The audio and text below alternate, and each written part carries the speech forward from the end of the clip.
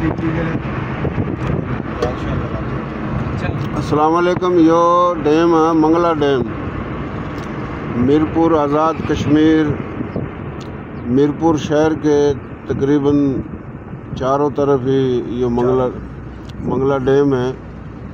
और मीरपुर तक लेकर कोटली रास्ता जावा वहाँ तक मंगला डैम है। बहुत बड़ा डैम है, कई 100 किलोमीटर तक ये डैम है मंगला डैम।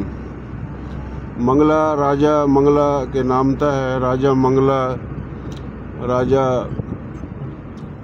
पोरस की बेटी थी, पोती पड़पोती कुछ इस तरह की कहानी है। चंद्रवंशी राजा पोरस।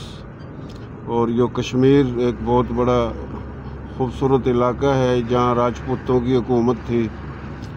राजा हरि सिंह कुंवर राजपूत था जो राजा था कश्मीर का। और इस कश्मीर में बहुत राजपूत हैं, बड़ी अक्सरियत में हैं, आज़ाद कश्मीर में भी और जो इंडिया के कब्ज़े में कश्मीर उसमें भी। तो असल तो पूरा हुकूमत राजपूतों की थी। वो अलग बात है कि गैर राजपूत बिरादरी जितनी भी हैं वो राजपूतों तक जलन महसूस करें जो नहीं करनी चाहिए।